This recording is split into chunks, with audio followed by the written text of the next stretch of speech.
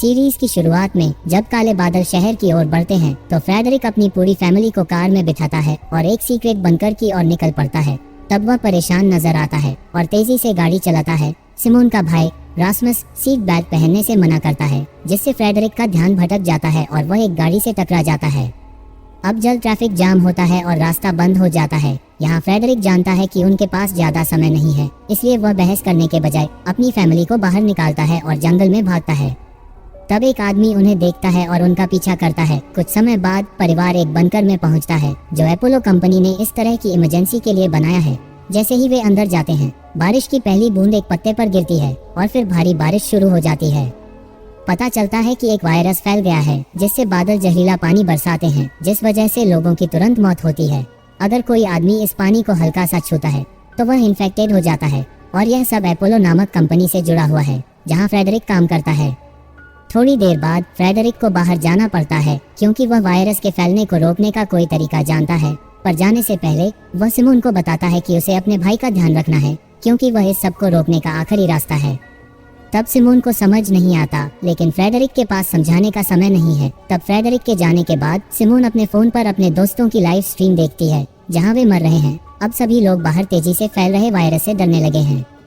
तभी अचानक उन्हें बंकर के दरवाजे पर दस्तक सुनाई देती है। उनकी माँ जानती है कि फ्रेडरिक नहीं आ सकता है, इसलिए वह बच्चों से कहती है कि इसे नजरअंदाज करें, लेकिन बच्चे बेचैन होते हैं और दरवाजा खोल देते हैं।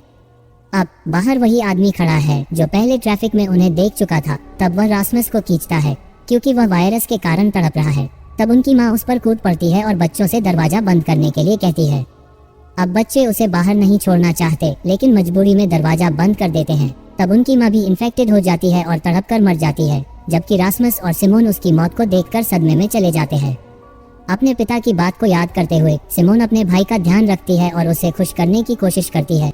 इसके बाद वे कंट्रोल रूम में पहुंचते हैं और पता लगाते हैं कि इस तरह शहर में और भी बंकर हैं। तब सिमोन संपर्क करने की कोशिश करती है, लेकिन कोई फायदा नहीं होता है। जल्द वे एक रेडियो भी पाते हैं और किसी से बात करने की कोशिश करते हैं। यहाँ सिमोन अपने भाई से वादा करती है कि उनके पिता उन्हें जरूर बचाने आएंगे। पर जैसे जैसे दिन हफ्तों में बदलते हैं, हफ्ते महीनों में और महीने सालों में, लेकिन अब तक भी उनके पिता उन्हें बचाने नहीं आए हैं। जिसके बाद कहानी 6 साल बाद पहुंचती है और अब भी वे उसी बंकर में हैं और बड़े हो गए हैं, पर अब वह दिन ब दिन पागल होते जा रहे हैं। पर सिमोन अपनी पूरी कोशिश करती है कि वह हार नहीं मान सकते हैं। लेकिन इतने वर्षों के बाद उसे नहीं पता कि क्या वे अब अपने पिता से कभी मिलेंगे भी या नहीं, जिससे रास्मस अक्सर उसे झूठ बोलने के लिए दोषी ठहराता है, जबकि वह जानती थी कि उनके पिता कभी वापस नहीं आने वाले हैं। एक रात सिमोन तय करती है कि उसने काफी इंतजार कर लिया है और जब रास्मस सो रहा होता है, वह एक सूट पहनती है और 6 साल में पहली बार दरवाजा खोलती है। तभी अचानक उसकी माँ की मौत की यादें उसके मन में ताज़ा हो जाती हैं। तब वह अपनी माँ के बॉडी पार्ट्स को खोजने की कोशिश करती है, लेकिन कुछ नहीं मिलता है। तब उसे लगता है कि शायद जानवरों ने सब कुछ खा लिया है, जिसके बाद वह शहर की ओर दौड़ पड़ती है। वहाँ वह कई निशान देखती है जो उसे क्वारंटाइन जोन की ओर ले जाते हैं। तब सिमोन उन निशानों को फॉलो करती है, लेकिन उसे केवल सड़ती हुई डेड बॉडी मिलती है। तब उसे यह एहसास होता है कि बाहर की दुनिया में कोई जीवित नहीं है और वायरस से पहले की जिंदगी अब इतिहास बन चुकी है। तभी अचानक एक जंगली कुत्ता उसका पीछा करता है, जिस कारण वह एक कमरे में खुद को बंद कर लेती है। अगले दिन रास्मस जागता है और उसे किचन में देखता है। वह उसे बताती है कि उसने बाहर जाकर किसी को नहीं देखा है, ऐसा मानो पूरी दुनिया से इंसानों को मिटा दिया हो। तब कुछ सोचते हुए वे बंकर छोड़ने का फैसला करते हैं। रात को वे एक दूसरे के करीब सोते हैं, लेकिन उन्हें यह नहीं पता कि बंकर के एयर डक्ट बंद हो गए हैं और अंदर ऑक्सीजन नहीं आ रही है। तब सिमोन बेहोश हो जाती है, लेकिन रास्मस सही समय पर जागता है और उसे बाहर खींचता है। ये पता चलता है कि एयर डक्ट का बंद होना एक कोइंसिडेंस नहीं था, बल्कि कुछ बचे हुए लोगों ने सिमोन को कल देखा था और बंकर के बाहरी पैनल के साथ उन्होंने छेड़छाड़ की थी। तब वे भाई बहन को बंदूक की नोक पर लेते हैं। उनका नेता मार्टिन बताता है कि वे खाने के लिए यहाँ हैं, लेकिन रास्मस और सिमोन ने लगभग सभी स्टॉक खा लिए हैं। जब उन्हें पता चलता है कि बंकर में उनके लिए कुछ नहीं बचा है, तो वे जाने लगते हैं। पर अगर वे चले जाते हैं तो सिमोन और रास्मस उस कमरे में बंद रहेंगे जब तक उनकी मौत नहीं हो जाती। तब सिमोन डेस्परेट होकर मार्टिन से कहती है कि वह और बंकरों के बारे में जानती है जहां खाना हो सकता है। ये सुनते ही अब मार्टिन को भाई बहन को अपनी टीम में शामिल करना पड़ता है। अब आगे बढ़ने के साथ वे टीम से पता लगाते हैं कि दुनिया में 90% लोग मर चुके हैं और बचे हुए लोग अपनी जान के लिए लड़ रहे हैं। अब लोग खाने के लिए एक दूसरे को मारते हैं, जो आज की इस दुनिया में कोई कानून नहीं है। अब फ्लैशबैक में हमें दिखाया जाता है कि मार्टिन पहले बारिश के दौरान कैसे बच गया है। पता चलता है वह आर्मी में था, तो एक महिला अपने बच्चे के साथ पुल पार करने की कोशिश कर रही थी। तब उसे उस महिला को मारने का आदेश था, लेकिन वह ऐसा नहीं कर सका, जिसके बाद उसका सारा यूनिट इन्फेक्टेड हो गया और केवल वही बचा था। फिर वह एक लड़के पैट्रिक के साथ मिलकर खाना और ठिकाना खोजने लगा और एक दिन उन्होंने 3 लोगों को पाया, जिसमें उनकी नेता बीट्राइस और उसके 2 दोस्त थे। अब प्रेजेंट टाइम में सारे लोग बंकर की ओर बढ़ रहे हैं और सिमोन रास्ता दिखा रही है, लेकिन बाकी लोग अभी भी उस पर भरोसा नहीं करते हैं। बाद में रास्मस और बीट्राइस थोड़ी देर तक बात करते हैं और एक दूसरे के बारे में बहुत कुछ जान लेते हैं। तब अचानक वे सड़क पर एक वाहन देखते हैं और छिप जाते हैं। यहाँ 2 लोग हथियार के साथ बाहर आते हैं। यहाँ पता चलता है कि वे लोग बचे हुए लोगों का शिकार करते हैं। तब जल्द उनका ध्यान एक लड़की ओर जाता है जो जंगल की ओर दौड़ रही है। तब पूरी टीम वहाँ से भागने की कोशिश करती है, लेकिन सिमोन सभी को रोक देती है क्योंकि वह उस गरीब लड़की को बचाना चाहती है। तब बीट्राइस भी उसकी बात से सहमत होती है, जिस वजह से मार्टिन को मजबूरन सहमत होना पड़ता है, जबकि यह एक बेवकूफ़ी भरा और बकवास प्लान है। कुछ समय बाद वे लड़की को एक गंदे पानी में पाते हैं। हालांकि वह उन लोगों से बचने में सफल रही थी, लेकिन गंदे पानी में गिरने के कारण वह वायरस से संक्रमित हो चुकी है। बाद में वे एक इमारत में रात बिताते हैं, जहां टीम के एक मेंबर लिया को आराम करने दिया जाता है क्योंकि वह बीमार है। रात में सिमोन सो जाती है, लेकिन रास्मस को नींद नहीं आ रही है। तब वह इमारत के चारों ओर घूमता है और बीट्राइस को मार्टिन के साथ एक जबरदस्त मैच खेलते हुए देखता है। तब उसे थोड़ी जलन महसूस होती है क्योंकि वह बीट्राइस को पसंद करने लगा है। अगले दिन वे दूसरे बंकर की ओर बढ़ते हैं और रास्ते में रास्मस गलती से पानी में कदम रख देता है, जिससे मार्टिन उसे मारने के लिए अपनी बंदूक निकालता है, लेकिन सिमोन उसे रोक देती है। पर यहाँ उसकी अच्छी किस्मत से उसके जूतों ने उसे बचा लिया है। बाद में वे बंकर तक पहुँचते हैं, जिसे सिमोन की फिंगरप्रिंट से खोला जाता है। अब अंदर उन्हें खाने का एक पूरा भंडार मिलता है, जिसे उन्होंने वर्षों में नहीं देखा था।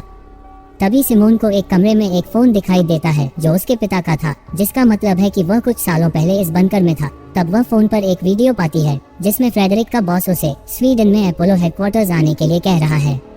वह ये भी कहता है कि केवल फ्रेडरिक ही वायरस का इलाज खोज सकता है। तब सिमोन उस वीडियो को मार्टिन को दिखाती है और उससे कहती है कि वह भाई बहन को स्वीडन ले जाने में मदद करे। हालांकि अब उनके पास बंकर में सुरक्षा और खाना है, जिस कारण मार्टिन मना कर देता है। अब कोई चारा न होने के कारण न चाहते हुए भी रास्मस और सिमोन ग्रुप से बाहर निकल जाते हैं और कुछ समय बाद बीट्राइस अपनी नींद से जागती है और जानती है कि वे दोनों चले गए हैं।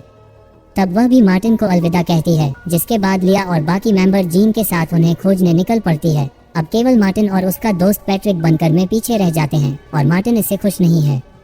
बाद में बाकी लोग उन्हें शहर की सीमा पर मिलते हैं और आगे बढ़ते हैं। तब वे एक दूसरे के साथ समय बिताते हैं और एक साथ होने पर खुश होते हैं। 1 घंटे चलने के बाद वे आराम करने और खाने के लिए बैठते हैं। तब जीन और लिया एक नजदीकी चश्मे की दुकान में जाते हैं ताकि जीन के लिए नए चश्मे ले सकें। पर अब दूसरी तरफ खाने के लिए तरसने वाले चोरों का इन पर हमला होता है, जिस कारण वे भाग जाते हैं। लेकिन सिमोन उस वक्त बीट्राइस और रास्मस से अलग हो जाती है। तब वह दूसरी ओर पहुंच जाती है, जहां वह एक छोटे लड़के से मिलती है। तभी अचानक बारिश शुरू हो जाती है, इसलिए वे एक इमारत में भागने के लिए मजबूर होते हैं।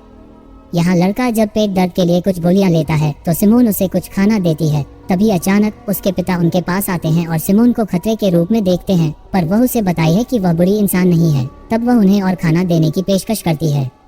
जब बारिश रुकती है तो पिता और बेटा बाहर निकलते हैं, लेकिन उन पर वे भूखे लोग टूट पड़ते हैं। तब सिमोन उनकी मदद करना चाहती है, लेकिन वह जानती है कि यह एक बेवकूफ़ी होगी, इसलिए वह वहाँ से भाग जाती है। दूसरी ओर रास्मस और बीट्राइस एक घर में पहुंचते हैं जहां बीट्राइस का जन्म हुआ था, लेकिन जब वह अपने माता पिता के शवों को बिस्तर पर देखती है तो उसे बहुत डर लगता है। तब रास्मस उसे सहारा देता है और बातचीत करता है। जब बारिश रुकती है वे उस जगह लौटते हैं जहां वे पहले अलग हुए थे। तब सिमोन भी वहां होती है और ग्रुप फिर से मिल जाता है, लेकिन फिर से परेशानी आती है जब एक चोर जो सिमोन का पीछा कर रहा था रास्मस को चाकू की नोक पर लेता है और उनसे खाना मांगता है। पर मार्टिन और पैट्रिक सही समय पर आते हैं और मामले को निपटने की कोशिश करने लगे हैं। वे भी ग्रुप के साथ रहना चाहते थे, लेकिन इस वक्त चोर रास्मस को चाकू मारकर भाग जाता है। तब सिमोन को याद आता है कि पास में एक और बंकर है, जिससे वह मार्टिन से कहती है कि रास्मस को वहां ले जाएं ताकि वे बंकर में दवाइयां पा सकते हैं। तब सभी लोग रास्मस को बंकर की ओर ले जाते हैं, लेकिन वहां पहुंचकर उन्हें पता चलता है कि वह बंकर बर्बाद हो चुका है। पर अब वे ही उसकी चोट को ठीक करने की पूरी कोशिश करते हैं। बाद में मार्टिन सिमोन को एक डिवाइस दिखाता है जिसे उन्होंने पिछले बंकर में पाया था। ये डिवाइस शहर का एक नक्शा दिखाता है जिसमें एक दीवार है जो इस एपोकलिप्स से पहले मौजूद नहीं थी। यहाँ मार्टिन का मानना है कि ये दीवार इसलिए है क्योंकि दूसरी तरफ वायरस नहीं है। इसका मतलब है कि उनके पास जीवित रहने का एक और मौका है। दूसरी तरफ जीन और लिया जो बंकर के बाहर बात कर रहे हैं और अनजान लोगों पर नजर रख रहे हैं, जबकि बंकर के अंदर सिमोन अपने भाई रासमस की चाकू से लगी चोट की जांच करती है और समझती है कि उन्हें उसे ठीक करने के लिए एक डॉक्टर की जरूरत है। अब ये सुनकर मार्टिन तय करता है कि वे रात में बाहर जाएंगे, लेकिन रासमस की गंभीर चोट के कारण सिमोन बताती है कि उन्हें वहाँ से निकलने के लिए कोई और उपाय खोजना होगा। तब वे मिलकर एक प्लान बनाने लगे हैं। बाद में प्लान के अनुसार सिमोन उस इमारत की ओर बढ़ती है जहाँ लिया ने पहले कुछ लोगों को देखा था।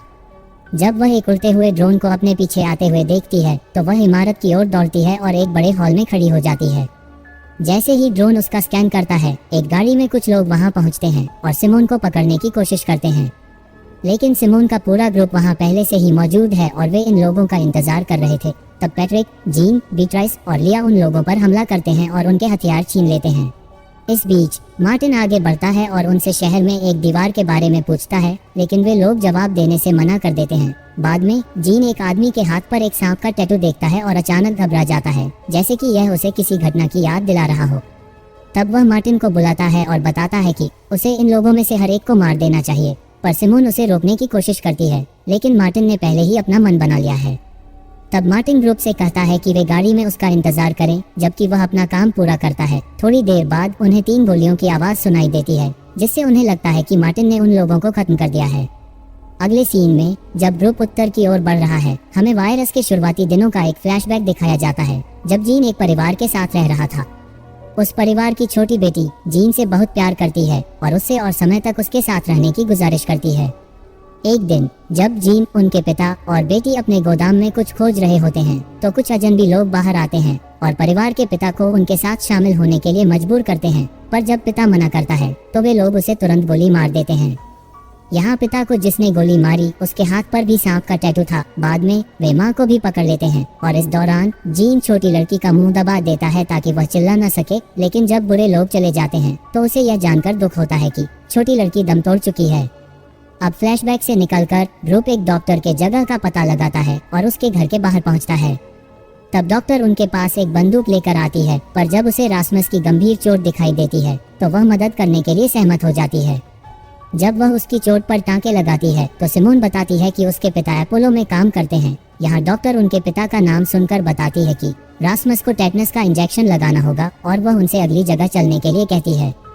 तब सिमोन और रासमस को ग्रुप से दूर लुभाते हुए डॉक्टर उन्हें अपने बंकर में ले जाती है और अंदर आने के लिए कहती है। तब भाई बहन उसके पीछे चलते हैं, भले ही उन्हें अंदर क्या है इसका कोई अंदाजा नहीं है।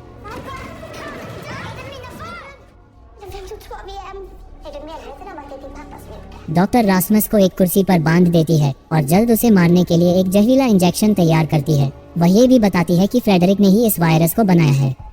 तब वह उसके बच्चों की मौत के लिए उसके पिता को दोषी ठहराती है। इस बीच पैट्रिक, मार्टिन और जीन डॉक्टर के घर में खाने की तलाश कर रहे होते हैं।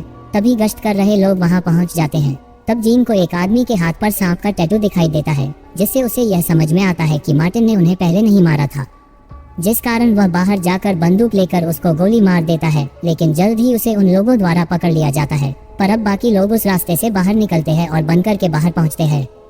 ठीक उसी समय जब डॉक्टर रासमस को जहरीला इंजेक्शन लगाने वाली होती है, पैट्रिक बंकर में आता है और उसे गोली मार देता है। इसके बाद जीन को अचानक गायब होते देख सभी लोग परेशान होने लगे हैं, पर ग्रुप जंगल के रास्ते से आगे बढ़ता है, ये सोचते हुए कि वह उन्हें आगे मिल सकता है। रात के समय जैसे ही बारिश शुरू होने वाली होती है और अंधेरा हो रहा होता है, वे घर में रुकने का निर्णय लेते हैं। थोड़ी देर बाद कोई आदमी घर के पास आता है और उनसे कहता है कि यदि वे वहां रात बिताना चाहते हैं तो उन्हें अपने हथियार छोड़ने होंगे। अब कोई और रास्ता न होने पर मार्टिन और बाकी लोग अपने हथियार सौंप देते हैं और अंदर जाते हैं। जल्द ही अंदर उनका स्वागत किया जाता है और उन्हें रात बिताने के लिए एक कमरा दिया जाता है। अगले दिन एक महिला कैरन दरवाजा खोलती है और उन्हें जगाती है। वह उन्हें बताती है कि नाश्ता तैयार है, लेकिन पहले उन्हें शावर लेने और साफ होने का सुझाव देती है। तब उसकी बात सुनकर वे उसे मना करते हैं, लेकिन जब कैरन उनके सामने नहाती है तो वे भी कितने दिनों के बाद बेसुरे आवाज में गाते हुए नहाने का मजा लेते हैं। बाद में लिया, बीट्राइस और पैट्रिक नाश्ता करते हैं। तब सिमोन रासमस को डॉक्टर के पास ले जाती है ताकि उसकी चोट की जांच की जा सके। जब डॉक्टर एक इंजेक्शन निकालता है जो पहले डॉक्टर के पास देखा गया था, तो सिमोन सुझाव देती है कि वह बिना किसी बेहोशी के चोट की जांच करे। जब डॉक्टर अपनी तैयारी कर रहा होता है तो सिमोन चतुराई से टेबल पर रखा इंजेक्शन चुरा लेती है। तब वह इंजेक्शन की जांच करती है और पाती है कि यह अपोलो कंपनी का है। इस बीच लिया बालकनी में है और जब कैरन उसके पास आती है तो कैरन लिया से बात करती है और बताती है कि वह उसे अपनी बेटी की याद दिलाती है। तभी हमें एक फ्लैशबैक दिखाया जाता है जिसमें लिया अपनी मां के खिलाफ जाकर दोस्तों के साथ एक पार्टी में जाने के लिए निकलती है। पार्टी में उसकी दोस्त उसके ड्रिंक में कुछ बेहोशी की दवा मिलाते हैं जिससे वह अजीब तरीके से व्यवहार करने लगती है और थोड़ी देर बाद लड़के उसका वीडियो रिकॉर्ड करते हैं और उसे एक बेडरूम में ले जाकर उसके हालात का फायदा उठाते हैं। बाद में जब लिया हैंगओवर से जागती है तो वह खुद को बिना कपड़ों के पाती है और अपने फोन पर अपना ही वीडियो देखती है। तब वह अपनी माँ को कॉल करती है और उसे लेने के लिए कहती है, लेकिन उसकी माँ बताती है कि उसने और सभी ने उसका वीडियो देखा है। तब ये सुनकर लिया चौंक जाती है और घबरा जाती है। तभी अचानक बारिश शुरू हो जाती है जिससे उसके बाहर सभी दोस्त एक एक करके मरने लगते हैं। तभी उसकी माँ उसे कॉल करती है और बताती है कि वह उसे लेने के लिए रास्ते में है, जिसे सुन लिया अपनी माँ को घर से बाहर जाने से रोकने की पूरी कोशिश करती है, लेकिन उसकी माँ नहीं सुनती और बारिश में मारी जाती है। फ्लैशबैक से निकलकर घर के सभी लोग जब अपनी अपनी कहानियां बताते हुए सभी लजीज खाने का आनंद ले रहे होते हैं तो मार्टिन घर के हर कोने की जांच करता है और उसे फ्रिज के अंदर इंसान के शरीर के टुकड़े मिलते हैं, जिसे देखने के बाद उसके पैरों के नीचे से जमीन खिसक जाती है। यहाँ ये खुलासा होता है कि हर महीने यहाँ रहने वाला हर आदमी दूसरों को जिंदा रखने के लिए खुद को मारता है और बाकी लोग उसे खाते हैं। इस बार लिया को एक लिफाफे में एक फूल मिलता है जिसका मतलब है कि उसे चुना गया है। तब कैरन खुद को मारने के लिए तैयार होती है, ये कहते हुए कि उसकी जीवन में कोई उद्देश्य नहीं है। बाद में जल्द ही मार्टिन और उसके ग्रुप को घर छोड़ने की इजाजत है। इस बीच घर में रहने वाला अपोलो का वकर भी बाहर निकाल दिया जाता है। दूसरी ओर जब मार्टिन और उसकी टीम रात में जंगल में जा रहे होते हैं तो अपोलो का वकर उनके पास आता है और बताता है कि अपोलो कंपनी ही दुनिया के विनाश के लिए जिम्मेदार है। फिर वह एक अजीब वायरस के साथ खुद को इंजेक्ट करता है और तड़पने लगता है। ये देखकर मार्टिन उसे दया से मार देता है, जबकि सिमोन सिरिंज को इकट्ठा करती है। बाद में वे एक कैबिन में रात बिताने के बाद पैट्रिक और मार्टिन जंगल में जाते हैं और अपने अच्छे पलों के बारे में बात करते हैं। लेकिन बातचीत के दौरान मार्टिन बताता है कि वे अब दोस्त नहीं हैं और वह दीवार के दूसरी तरफ जाना चाहता है, पर यह सुनकर पैट्रिक नाराज हो जाता है। बाद में दोनों कैबिन में लौटते हैं और अगले बंकर की ओर जाने के बारे में बात करते हैं। जब मार्टिन सभी को निकलने के लिए कहता है तो रास्मस बताता है कि वह चल नहीं सकता है और खाने की खोज में शामिल नहीं हो सकता है। इसके बाद टीम रास्मस की देखभाल करने के लिए किसी को उसके पास रुकने के बारे में बात करते हैं, लेकिन रास्मस खुद बीट्राइस को चुनता है, जिस कारण टीम के सभी मेंबर बीट्राइस सहित इस पर सहमत होते हैं। जब वे वहां से निकलते हैं रास्मस बीट्राइस को बताता है कि उसने अपनी चोट के बारे में झूठ बोला था। तब वह उसे अपनी चोट दिखाता है और पता चलता है कि वह ठीक हो चुकी है। वह फिर बताता है कि उसने झूठ बोला ताकि वह उसके साथ कुछ समय बिता सके। बीट्राइस ये सुनकर चौंक जाती है, लेकिन दोनों अच्छे समय का आनंद लेते हैं। दूसरी ओर मार्टिन और बाकी लोग एक बंकर में पहुंचते हैं और जब वे अंदर जाते हैं तो उन्हें बहुत सारा खाना मिलता है। जगह की जांच करने के बाद सिमोन टेबल पर कुछ चित्र देखती है और मानती है कि बंकर में एक परिवार है जिसमें बच्चे हैं। वह फिर पैट्रिक को सुझाव देती है कि वह खाना बर्बाद न करे और इसे परिवार के लिए छोड़ दे।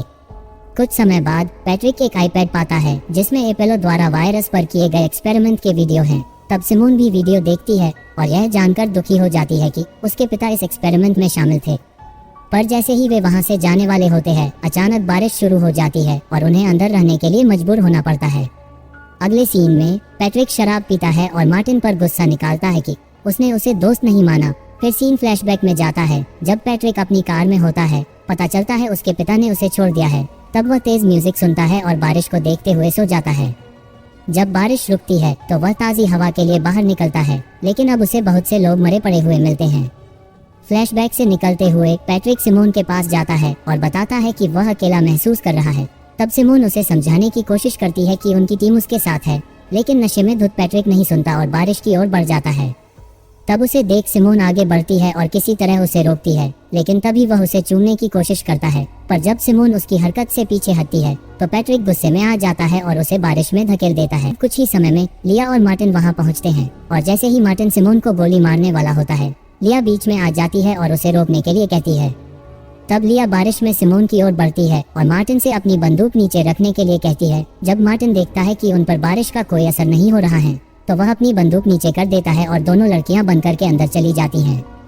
कैबिन में बीट्राइस और रास्मस एक दूसरे के करीब आते हैं। इसी दौरान कैबिन की छत से पानी टपकता है और एक बूंद बीट्राइस के चेहरे पर गिरती है। इसे देखकर बीट्राइस घबरा जाती है और रोने लगती है। तब वह रास्मस को उसे दूर धकेल देती है, पर रास्मस बीट्राइस के करीब आता है और उसे चूमता है, ये कहते हुए कि अगर वह इन्फेक्टेड हो गई तो वे एक साथ मरेंगे। इसके बाद दोनों अपने करियर का एक आखिरी मैच खेलने लगते हैं। इस बीच जब मार्टिन को पता चलता है कि पैट्रिक ने सिमोन को बारिश में धकेल दिया और उसे मारने की कोशिश की, तो वह उसे कैबिन से बाहर निकालता है और उसे अकेले जीने के लिए कहता है। दूसरी ओर रास्मस जब मैच के बाद नींद से अपनी आंखें खोलता है तो वह बीट्राइस की ओर मुड़ता है, पर अब उसे पता चलता है कि वह पीली पड़ गई है, जिसका मतलब है कि वह मर चुकी है। इस बीच पैट्रिक वहां पहुंचता है, लेकिन जब वह रास्मस को बीट्राइस की मरे हुए शरीर को उठाते हुए देखता है तो वह भाग जाता है, ये सोचते हुए कि रास्मस भी इन्फेक्टेड है। लेकिन भागते वक्त पैट्रिक गिर जाता है और जल्द ही वह अजनबी लोगों द्वारा पकड़ लिया जाता है। बाद में पैट्रिक को एक कार के अंदर पूछताछ की जा रही है। एक आदमी उसे उसके बाकी दोस्तों के बारे में पूछता है, लेकिन पैट्रिक कुछ भी बताने से मना कर देता है। तब गुस्से में वह आदमी पैट्रिक को धमकी देता है कि अगर वह अपने दोस्तों के बारे में नहीं बताएगा तो वह उसके दांत एक एक करके निकालने वाला है।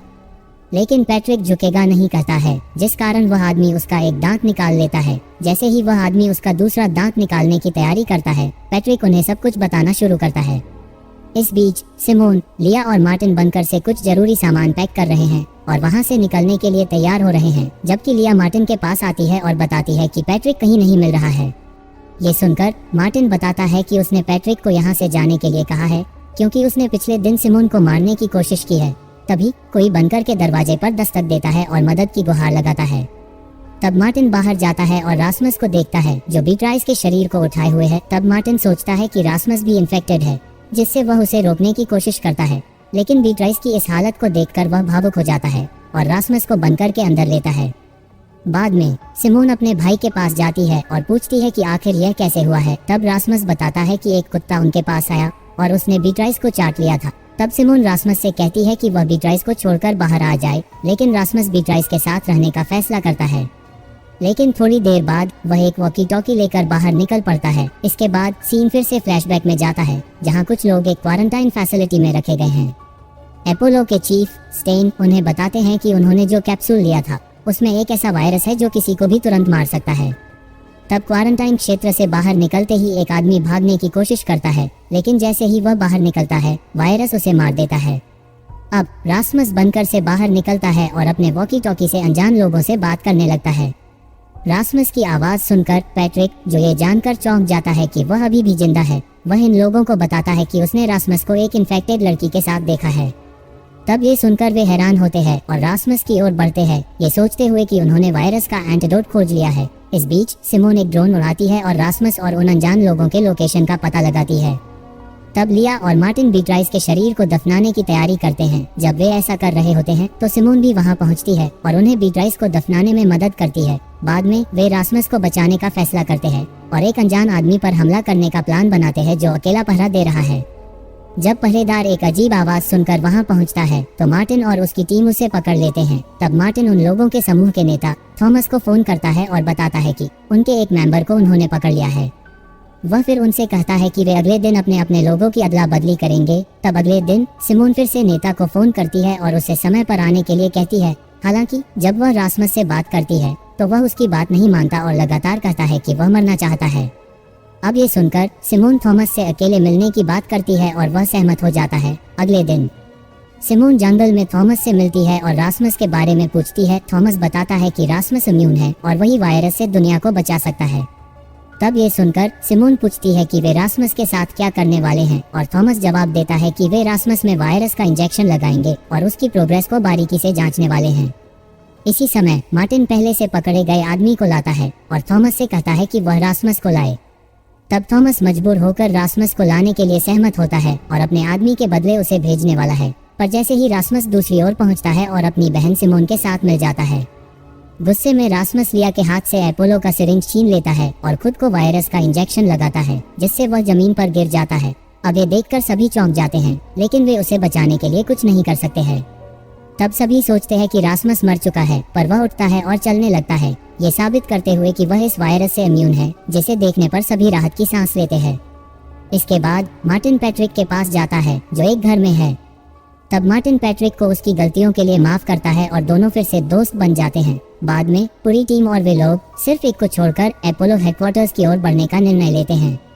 पर जाने से पहले जो आदमी पीछे रह जाता है वह रासमस के माथे पर चूमता है, यह आशा करते हुए कि वह सबको बचा लेगा। कुछ ही समय बाद वे अपोलो हेडक्वार्टर्स पहुंचते हैं और रासमस और सिमोन को एक कमरे में ले जाया जाता है, जबकि बाकी लोगों को बंकर में इंतजार करने के लिए कहा जाता है। थोड़ी देर बाद सिमोन और रासमस अपने पिता फ्रेडरिक से मिलते हैं। तब सिमोन उसे देखकर गुस्सा हो जाती है और पूछती है कि वह उनके लिए वापस क्यों नहीं आई, लेकिन इससे पहले कि फ्रेडरिक जवाब दे सके रासमस चक्कर खाकर जमीन पर गिर जाता है। तब ये देखकर फ्रेडरिक अपने डॉक्टरों को रासमस को ऑपरेटिंग रूम में ले जाने का आदेश देता है और सिमोन से बाहर इंतजार करने के लिए कहता है। थोड़ी देर बाद फ्रेडरिक सिमोन के पास आता है और उससे माफी मांगता है। इस बीच बंकर के अंदर लिया जीन की जैकेट पाती है और उसे बंकर के अंदर ढूंढती है। थोड़ी देर बाद वह उसे एक बाथरूम में नहाते हुए पाती है और उसे देखकर लिया बहुत खुश होती है और दोनों गले मिलते हैं। तब जल्द ही जीन बाकी टीम के साथ फिर से मिल जाता है और बंकर के बारे में बताता है। जब वे बात कर रहे होते हैं तभी एक वर्कर बंकर में आती है और उन्हें कुछ कैप्सूल देती है, ये दावा करते हुए कि वे न्यूट्रिशनल सप्लीमेंट हैं। हालांकि मार्टिन को इस पर संदेह होता है और वह उससे पहले एक कैप्सूल लेने के लिए कहता है। जब वह कैप्सूल खा लेती है तो मार्टिन और उसकी टीम भी ऐसा ही करते हैं। दूसरी तरफ फ्रेडरिक सिमोन को मेडिकल रूम के बाहर रासमस को देखने के लिए ले जाता है। जब सिमोन अंदर जाने की कोशिश करती है तो फ्रेडरिक उसे रोकता है और बताता है कि वह अपने परिवार की सुरक्षा के लिए ऐसा कर रहा है। बाद में एक डॉक्टर रासमस के पास आती है और उसके स्वाब का सैंपल लेने की कोशिश करती है, पर जब रासमस सैंपल देने से मना करता है और अपने पिता से मिलने की जिद करता है तो डॉक्टर उसे मजबूर करने लगती है, जिससे रासमस नाराज हो जाता है और वह डॉक्टर के हाथ को काट लेता है। इस बीच सिमोन बंकर में मार्टिन से बात करती है, जो अभी भी जाग रहा है भले ही रात का समय हो। पर इस बार मार्टिन अपने प्यार का इजहार करने की कोशिश करता है, लेकिन फ्रेडरिक वहां पहुंच जाता है, जिससे सिमोन को कॉल को जल्दी खत्म करना पड़ता है। तब फ्रेडरिक सिमोन को सुझाव देता है कि वह अपने भाई के साथ इस बिल्डिंग को छोड़ दें, क्योंकि इस वायरस का इलाज बहुत खतरनाक है और उसे लगता है कि रासमस इस प्रोसेस को सहन नहीं कर पाएगा। बाद में जब फ्रेडरिक मेडिकल रूम में अपने बेटे की जांच करने जाता है तो उसे पता चलता है कि डॉक्टर जिसने रासमस को काटने के लिए मजबूर किया था वायरस के कारण मर चुकी है। तब फ्रेडरिक रासमस से स्वाब लेता है और उसे माइक्रोस्कोप के नीचे तुरंत जांचता है, पर इस समय अपोलो की पूरी फैसिलिटी बंद हो जाती है और लॉकडाउन शुरू हो गया है। तब मार्टिन और बाकी लोग बंकर के अंदर बाहर निकलने की कोशिश करते हैं, लेकिन कोई फायदा नहीं है। तभी फ्रेडरिक को कंपनी के चीफ स्टेन से बात होती है, जो उसे बताता है कि उसे रासमस के लिए ऑपरेशन की तैयारी करनी है। अब जब फ्रेडरिक सिमोन से मिलता है और उसे बताता है कि रासमस खतरे में है, तब वह उसे जल्दी से वहां से जाने का सुझाव देता है। इसके बाद सिमोन मार्टिन को कॉल करती है और उन्हें लॉक किए गए बंकर के दरवाजे को खोलने के कुछ तरीके बताती है। अब पहले सिमोन रासमस को बचाने जाती है और फिर टीम बंकर के बाहर फिर से मिल जाती है और पार्किंग एरिया की ओर बढ़ती है। जब वे फैसिलिटी के लोगों की एक कार की ओर बढ़ रहे होते हैं तो फ्रेडरिक वहां पहुंचता है और धमकी देता है कि अगर वे रासमस को छोड़ते हैं तो वह भी उन्हें गोली मार देगा। तब ये सुनकर मार्टिन उसके बीच में आ जाता है, जिस कारण गुस्से में फ्रेडरिक मार्टिन पर गोली चलाता है। लेकिन इससे पहले कि वह और कुछ कर सके सिमोन उसके पास पहुंचती है और उसे धक्का देती है। इस बीच पैट्रिक एक गाड़ी लाता है और पूरी टीम वहां से भाग निकलती है। बाद में टीम एक बड़े दरवाजे के पास पहुंचती है, जहां वे थॉमस से मिलते हैं। थॉमस उन्हें बताता है कि उन्होंने जो कैप्सूल लिए हैं उनमें बहुत सारे नैनो कैप्सूल हैं और अब जैसे ही वे इस एरिया से बाहर निकलेंगे उनके शरीर के अंदर वायरस बढ़ने लगेगा, जिससे वे तड़प तड़प के मारे जा सकते हैं। ये जानकर कि सिमोन और रासमस ने गोलियां नहीं ली हैं, वे उन्हें वहां से फौरन निकलने के लिए कहते हैं। हालांकि सिमोन अपने दोस्तों को अकेला छोड़ने के लिए तैयार नहीं होती है और उनके साथ रहने का फैसला लेती है। बाद में टीम दीवार से पीछे हट जाती है और उस क्षेत्र में ही रहने का फैसला करती है। सीरीज के अंत में स्टेन इन्वेस्टर्स के साथ एक बैठक कर रहा है। तब वह उन्हें बताता है कि उसके बनाए गए वायरस का हथियार के रूप में भी इस्तेमाल किया जा सकता है। वीडियो पसंद आए तो लाइक करें और चैनल को सब्सक्राइब। मिलते हैं अगले वीडियो में। Thank you.